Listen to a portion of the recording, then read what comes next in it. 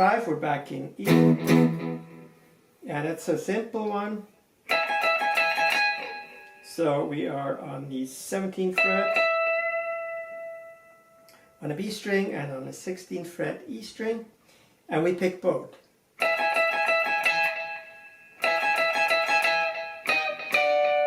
And we move up 2 frets.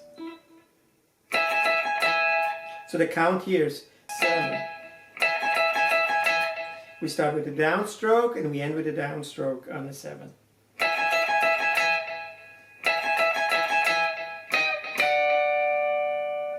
And that's all over the E chord.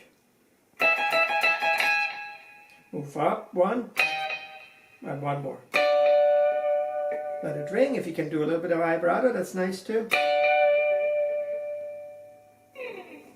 Lick 5.